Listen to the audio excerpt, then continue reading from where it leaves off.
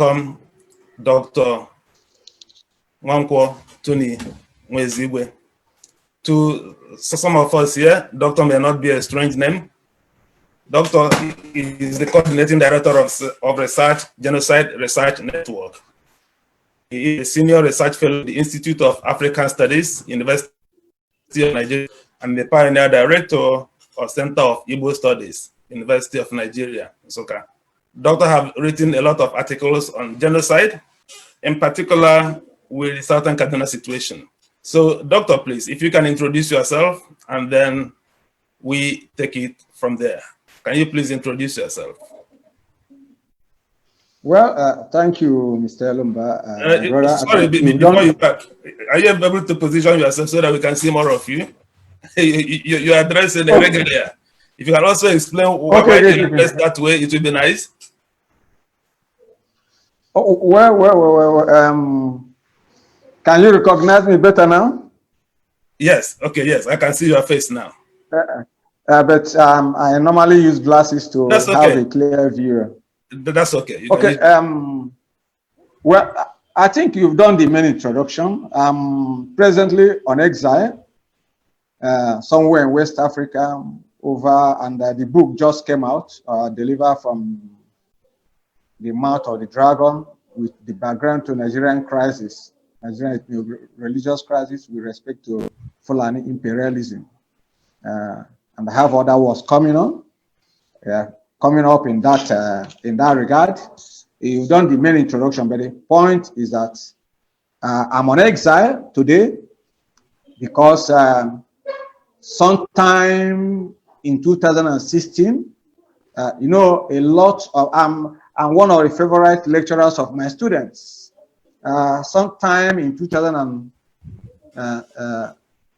early 2016, a former student who is a security agent informed me of the impending danger, impending Islamization and increased action by the Fulani herdsmen. That if we could do something quickly, we should do it, because as a security man, he will not be in position to do anything. So for that reason, I decided to meet some prominent Nigerians, and with the advice, I took the federal government to court, the president, the speaker of, and the Senate president, and the speaker of the Federal House of Representatives, the National Assembly, and Attorney General of the Federation, challenging them on their planned Islamization program. And for that reason, that the DSSS went after me, and they've been chasing me throughout West Africa. I'm only alive because just by the act of providence, and because God wants me to continue talking. So right now, I am not on my job at the University of Nigeria, Nsukka. I am away somewhere in West Africa and still being pursued. So it's from here I've been doing most of my works in exile. Right. So that's much I can say. Yes, we understand you may not be able to say much, but let's start from, there is an article I read, which you wrote, Cardinal Onayekan, the Southern Kaduna Killings, and the Roman Catholic conspiracy about the body of Christ. What can you tell us about your work with regards to genocide? What have you really, your work with regards to genocide in Nigeria? Okay, the point is that we always look at genocide in terms of the Civil War program and so on and so forth. But over time, there have been repeated genocidal actions, particularly engineered by the Caliphate. And most of the people keep quiet, especially with respect to Middle Belt. For most of us who understand the history of the Middle Belt, we cannot just but state the fact that they've been there as sacrificial lambs and left unattended, unconcerned by the Southerners. If you look at what has happened, well, Zango Kataf, let's even go back to Zango Kataf during Babangida era. You have two places there. You have the Kataf, who are the natives, and you now have the Zango, who are the settler Hausa, Muslim and Hausa non-indigenous there. They had the same problem, that land grabbing propensity of the average Fulani man. who believes that he has a power to appropriate your land as per by right of divine injunction.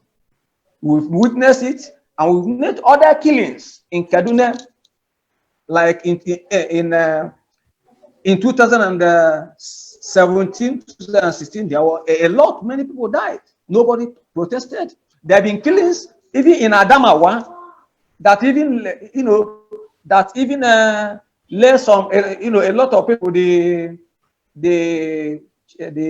Numan chief, the king of Numan kingdom, to be demoted, to be deposed because he protested.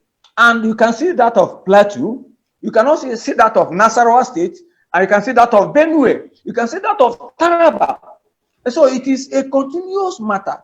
It is, it is a recycling fact, a recurring decimal in the Middle Belt. And we've had such problems even in Kebbi State, where you have the Zulu. So wherever there are Christian, because Christian Middle Belters who refuse, who stick tenaciously to their ideological basis of identity, both as ethnic Nigerians and as Christians, there's always a tendency for the jihadists to continue their pre-colonial era cleansing approach through slave raiding that was stopped by the British intervention. So it has all been there. And when they've been doing it, the South has relaxed.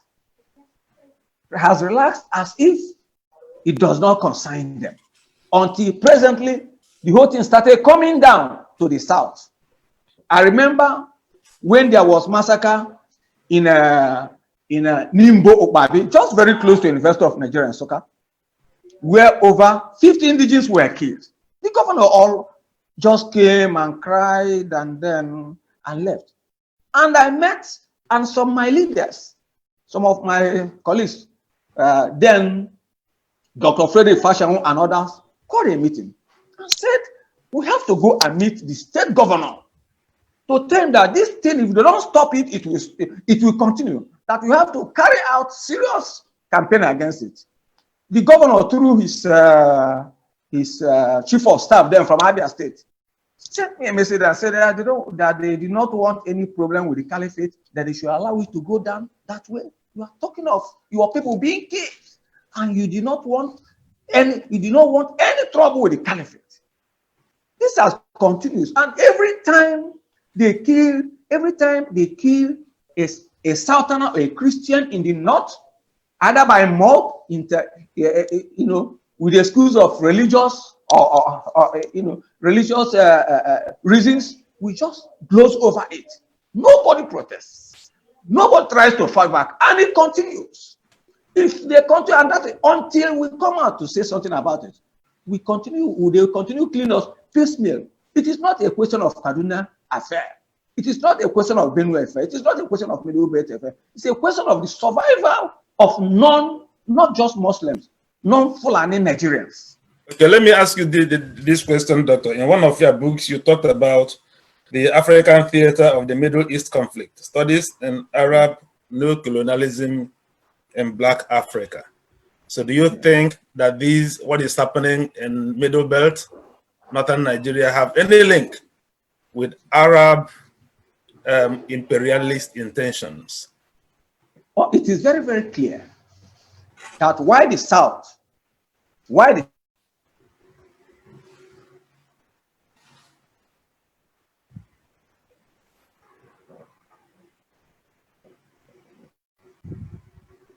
it appears our guest's audio is frozen.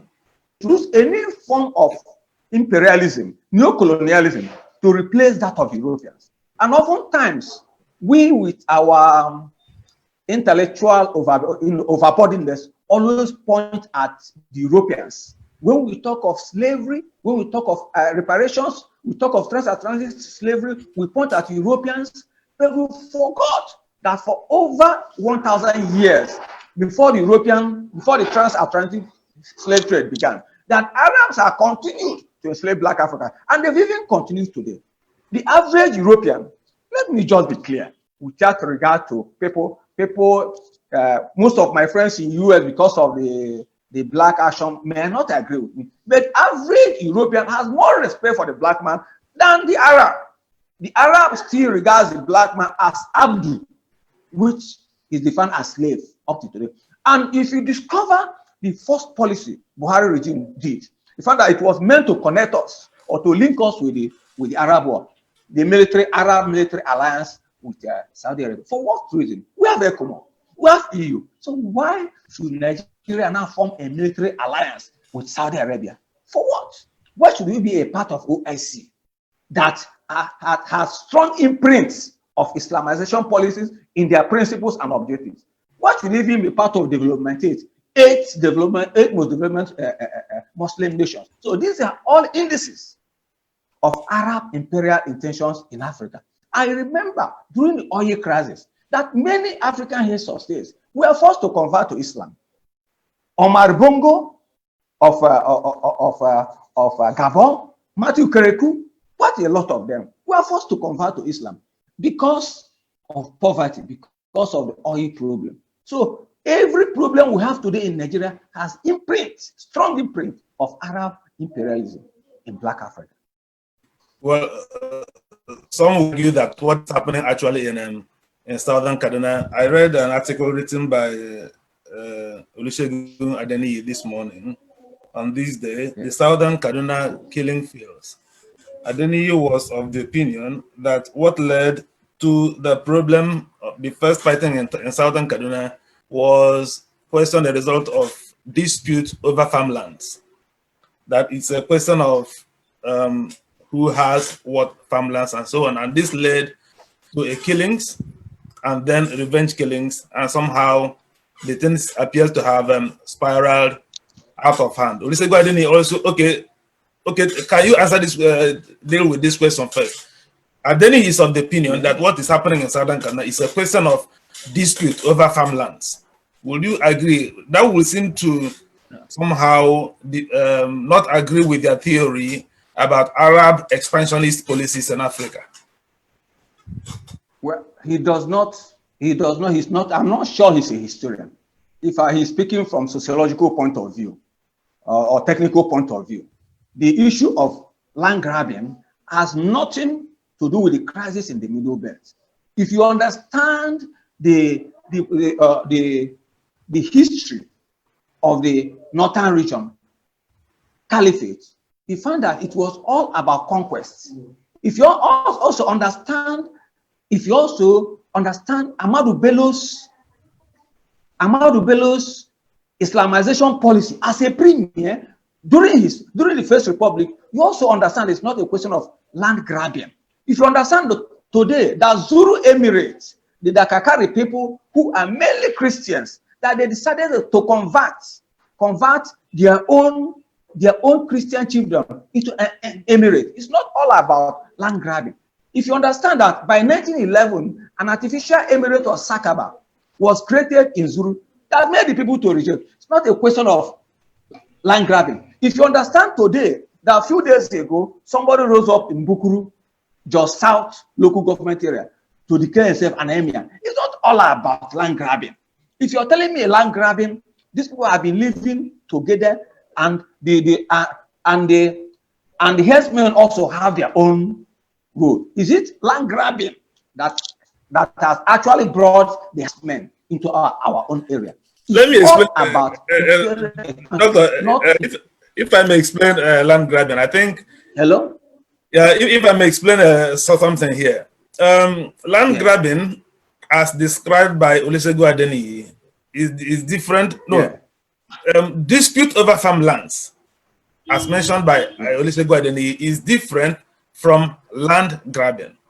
Some argue that the Hausa people attack the indigenes of southern Kaduna in order to grab their lands. So it is different, but the Olusegun Adeniyi is of the opinion that it is merely a dispute. There's another theory that Olusegun Adeniyi has. He also said that the southern Kaduna Christian communities complain of being oppressed by the Hausa Fulani Muslims and the Emirate system. He also said that the homogeneously Hausa Muslims also inhabiting southern Kaduna also complain of the same problem. So just as the Southern Kaduna Christians are complaining of the Fulani Emirate system, that the peasant Hausas also complain about the Fulani Emirate system. So what do you have to say to Shego Adeniyi in this regard? Well, if you have read my recent work on my friend Shetima, yes, you understand that theory. The average Hausa man, the average Hausa man, I've been in the north. I grew up in Wudi, rural areas, them to me, Wudi Zigo, Bringing Kudu. At the time I was young, because my father was, my father worked with a construction company, Stalin and Stalin then, and we were living in camps, in construction camps. So I knew the ideological terrain of Hausa. I did part of my primary school in Hausa land. The point is that the land grabbing, land protest between Hausa and Fulani is different. It's highly subdued because of the control, because of the emirate control. But in terms of imperial expansion, let me even tell you the situation about Kaduna State. When Kaduna State, present Kaduna State, was created and Katsina State separated, I want to, because most of all, we sit back. Part of our problem, Christians in this country, is myopism and overblown ego, overblown intellectualism without ideological root. When this present Kaduna State was created and Katsina State separated, it was obvious that the Christians, certain Kaduna people, were higher in population. They were, when it was created, how many local governments were remaining? There were only 16 local governments in Kaduna State. 11 for the Southern Kaduna states. 5 for the present Muslim areas. What did Abacha do?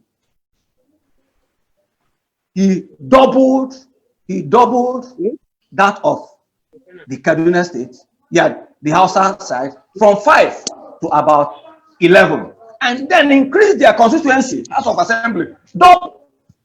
List with only 11 local government areas and single constituency in House of Assembly. Nobody talks about this. So from our initial, the Southern Kaduna president is supposed to have 11 local government areas originally when it was created, and the North 5. Nobody talks about this. And the Kaduna city in question, if you're able to see the progress of the transfer of the northern region from Zungeru to the present Kaduna side, in fact, at the time Lord Lugan chose the present Kaduna as a railway junction supposed to become his headquarters, it was devastated. It was a purely indigenous Middle Beltland land devastated by slave raiding. So the Hausa Fulani cannot claim anything about that. It was the colonialism that brought them to enter, encouraged by Ahmadu Bello. If you understand the history very well, the present Kaduna was a junction, a railway junction that was created by Lord Lugard that made it to transfer the capital from Zungeru to that point. And it was a purely indigenous land. So any Hausa or Fulani claiming ownership in that area, they don't have any right. It's just like just North. North was a mining industry, was a mining settlement with the Birons and other people around. Then, through the mining activities, the Fulani Hausa people came up and occupied it. And today they're claiming to be owners of the land because of mining activities. So it's not a question of one claiming what and one claiming what. We must, in Nigeria, this is not Europe, this is not America. In Nigeria, your indigeneity, your indigeneity still determines your right of origin. For us in Nigeria, no matter how an Igbo man settled in Lagos State, you may be allowed to contest the election. But you cannot claim to be a Yoruba man. That when you die, you'll be sent back to your home to be buried. That is the Nigerian question. So that they believe that they are all visitors. This land belongs to these people. If you go back to history, and I bet you that the Sokoto Caliphate they are talking about today was a parchment of emirates scattered from one point to the divided, that is separated by independent indigenous Middle Beltland chiefdoms. So it was not a long stretch of land as people talked about. So the idea of the Hausa claiming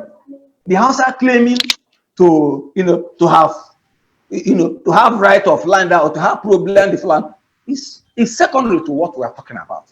Because if you also look at the activities of Walter Miller, the Anglican missionary who actually came up to, to Christianize that place, you find that even some Hausa people were transferred to Zaria, some who converted to Christianity today, like the first medical doctor, Dr. Arubi Diko, who actually founded Northern People's Congress, Arubi Diko. But because he was a Christian, Ahmadu Bello took Northern People's Congress from him. Nobody talks about it. So it's beyond land grabbing. It's beyond protest for land. It's about conversion to Islam. It's about local imperialism. It's about Islamization. Thank you very much. So from your point, we can get through points. So we are only talking about the killings, dispute over land grabbing, but your thesis is that what is happening in Southern Kaduna and other parts of Middle Belt is about Islamization. At this point, we are happy to take comments from our guests.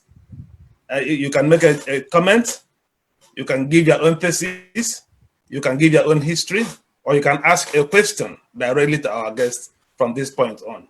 So while waiting for our listen, okay, we have a hand.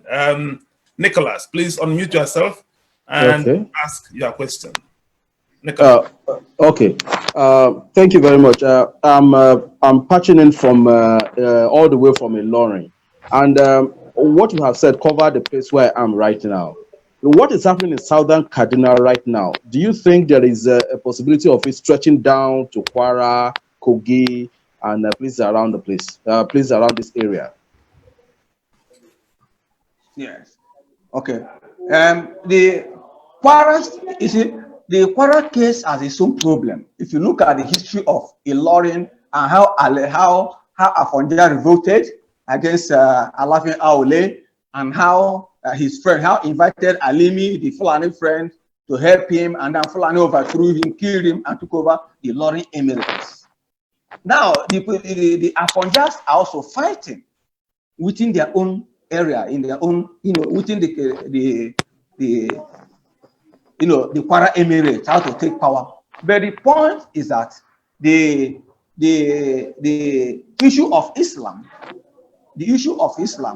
has been a wage against the extension of such things to, to the Kwara and Kogi area.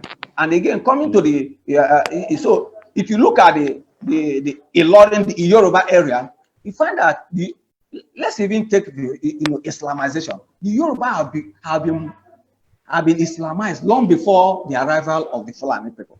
So it was not the jihad that brought Islam to Yoruba land.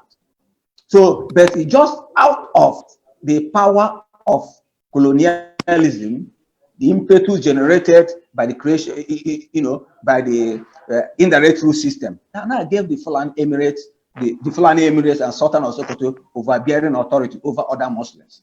But as it stands in Kwara State, what is happening in Kwara State is ethnic revolt against Fulani dominance, not really religion, because majority of them are Muslims.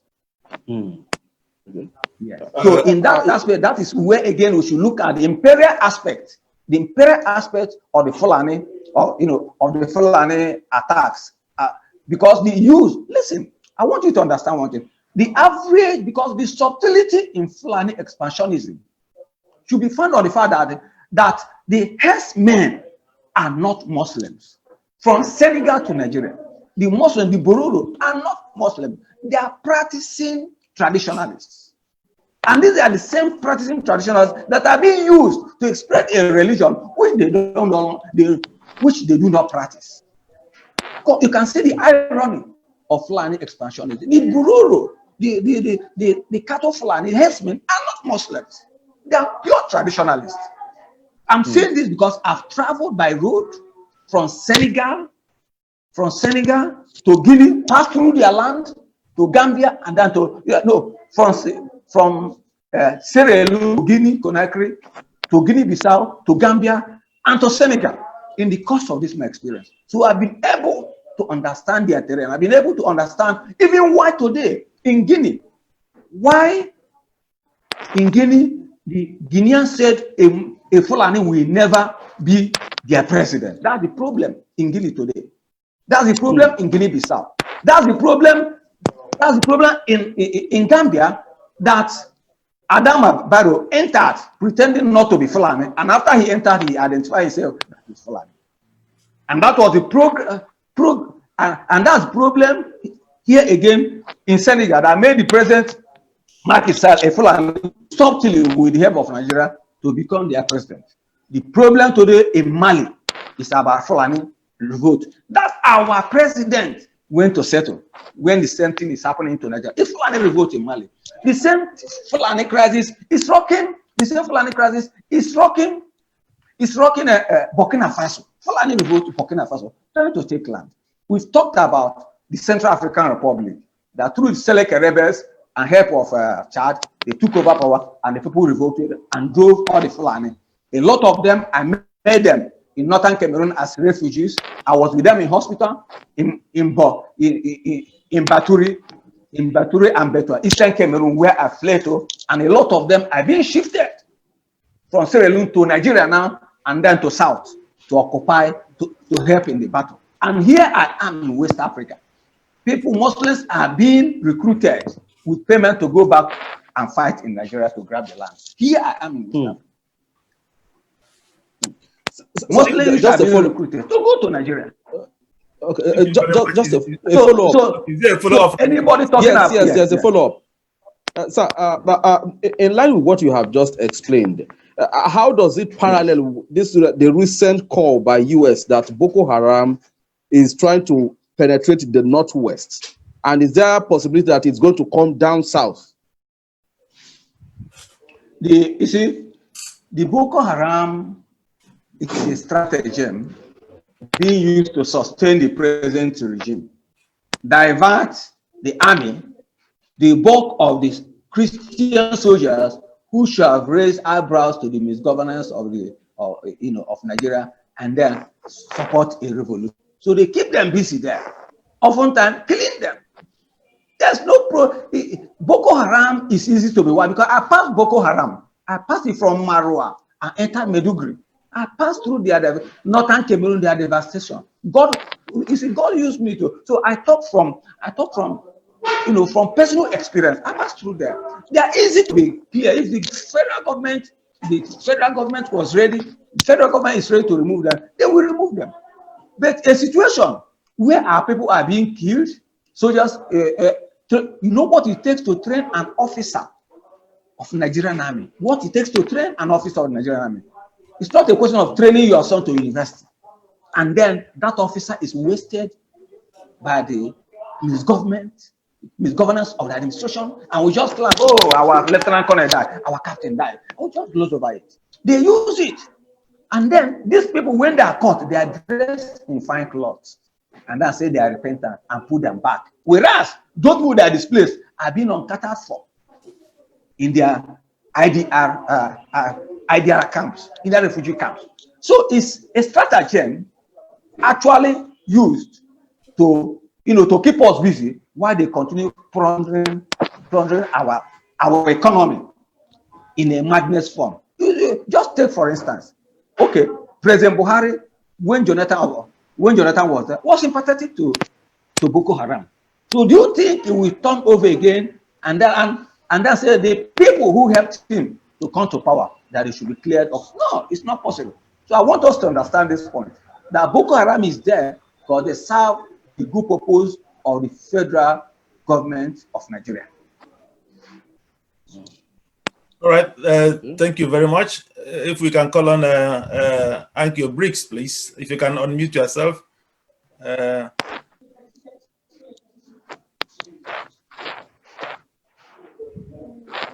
Okay, thank you very much. Muted myself. Can you hear me? Yes, I can hear you. Okay, great. I know that a lot of people may even be watching on stream, apart from the 14 or so of us that are seated. Please, Prof, if you don't want to answer certain questions openly, you can answer them later privately, because we have to be very sensitive. Now, the first question I want to ask, I'm a Christian, and I'm also from the South. I'm also from the Niger Delta region, from Rivers State. Now, I believe everything that you have said, the ones that I didn't know historically, and the ones that I've already known.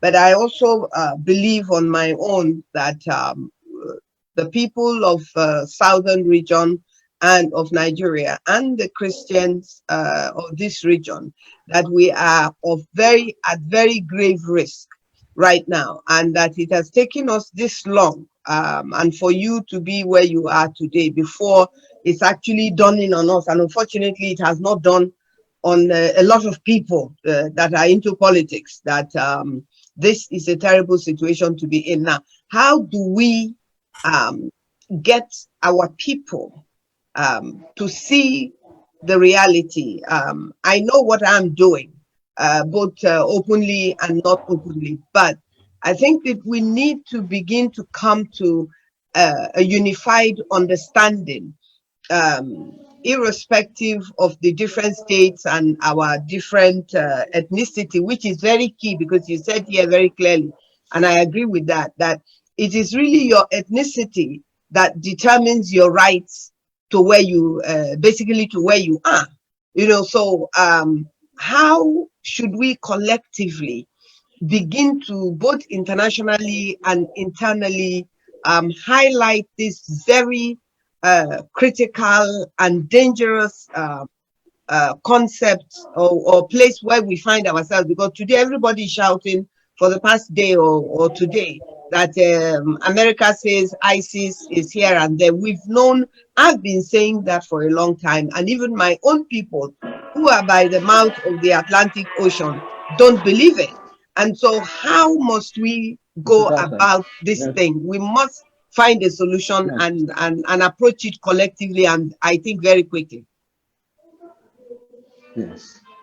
Well, I think there's no question of hiding, because this idea of hiding has often been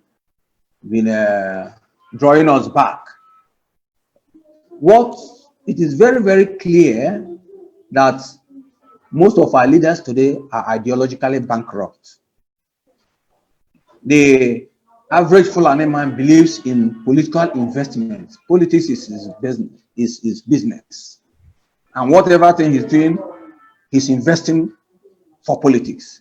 He's in control of your resources today, all your resources, and he takes it and empowers people like Ojo Zokalo. He becomes a king, a wealthy man in Igbo land. And when the time comes for him to defend his people, he will tell them no. Because he's made by the Fulani, he cannot go against Fulani people. Was he made with cattle money, onion money, or benefit money? Was it not the money from his land that he was made what he is? So we have that ideological bankruptcy until we decide to know that what affects a Benue man affects an Anambra man. We cannot move forward. You can imagine at the height of the killings in the Middle Belt, my Igbo brothers are still talking about presidency 2023. Who will vote for you? Exactly. You think the average Fulani man will vote for an Igbo man? It's like two extremes. One is an extreme Islamist, the other one is an extreme Christian. You think they will prefer you?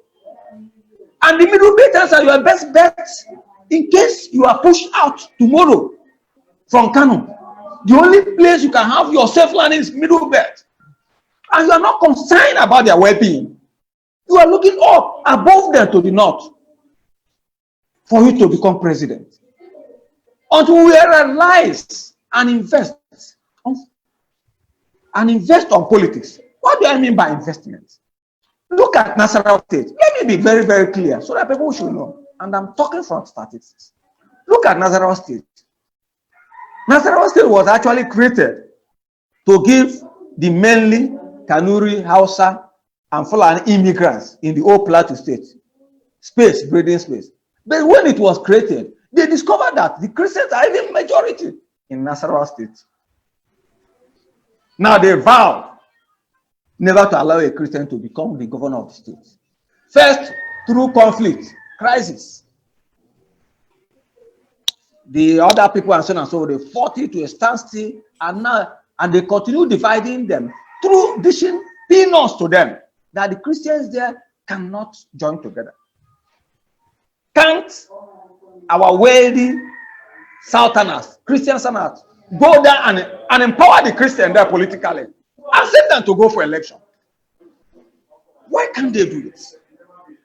Adamawa is purely, if you look at the voting during the third republic and NCRC or so on and so forth, NRC, SDP, you find that Adamawa state is a purely Christian majority state. But today, because of our fickle power and because of the impoverishment of the people, the Muslims are continuing to dominate. The same thing with Gombe State. Statistically, then you go to southern Borno, a lot of Christians, and we are allowed these people like the Chibok girls who are Chibok, which is mainly Christian community. They carry them away, and we're just talking Chibok. If you talk to an average Southern, I tell you they are all the same Northerners. They are not. Until we realize they preach in mosques. In mosque, what they preach in mosque, because I've been a student of Muammar Gaddafi, and I know that if Muammar Gaddafi were to be alive today, Nigeria should have been divided. Because he told us when we visited him several times that Nigeria was too big for him, that Nigeria should be divided. And let me tell you, it was Muammar Gaddafi that actually empowered Asare Dokubo in his struggle there. I was briefed in Libya. So we know the attacks. Christians should decide. Churches is not a question of telling us, like in one forum, somebody told me God's plan for you. Christians should have, which you have to present your plans to God. God has many people He has created. Who are you for God to give you His own plan? He has given you your brain. Present your plan to God and let Him approve. So first of all, there must total brotherhood of Christians. That, as Igbo said, when one finger touches oil, it goes to the other. It's not when they are killing people in Benue State, killing Christians in Benue State. The governor of Ebonyi State will be collecting loans from Saudi Arabia and be opening Islamic schools because he wants to be governor. He wants to be president of the Federal Republic of Nigeria. And when they be killing someone like Peter Obi, will be granting his land for Muslim World Islamic Center because he wants them. Look at the statistics. The northern Muslims, the upper north had never made a president in this country without the support of the middle belt, the south, the east, the west, and the south. If you look at the pattern of voting for Obasanjo, you find that the whole upper north voted for APP. And they never voted for Obasanjo. So we must realize the political statistics and go about it. And these are the people that should stand up and vote in 2003 are the people being disorganized. There are the people being chased to refugee camps. There are the people being killed in Middle Belt. I want to be president. Who are the people who will vote for you? So there must be synergy, complete synergy, and serious political education in our churches, in our homes. But that is what happens in the mosques. There's no hiding the facts here. Thank you. Okay, please, moderator, as a follow-up, if I'm allowed, am I allowed? Hello? Hello? Yes, yeah, you're allowed. Go ahead, please. Oh, okay, fine, great. Now, I also have believed way before this time that the scramble from the South for participation in an election of 2023, or the plan to participate in an election in 2023 under the sort of circumstances that we are on, I think it's a deceit from the people who are in power right now, looking at what they are really driving in Nigeria, and really foolishness on the part of people in the south, especially people in the Niger Delta and people in the southeast. So even continue to contemplate the fact that within the next 3 years that there is actually going to be anything that resembles an election. And I think that the idea that the whole South, made up of Yorubas, Ndibo, and the other ethnic nationalities from the Niger Delta, to be banging their heads together as to whose turn it is in the South, when it's very clear that the North, in my own opinion anyway, that it is clear that the North has no idea of wanting power to shift to the South. So politically, therefore, are our people not wasting our time instead of trying to find a way where we can save ourselves so that we have an alternative? It is either we actually are able to,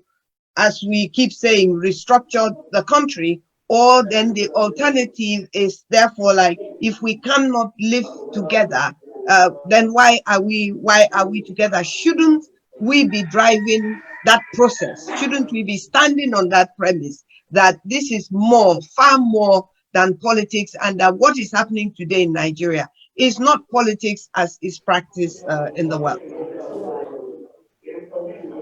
Yes. Do you have any response to that, Doctor? Yes, I think the issue of dividing this country is, do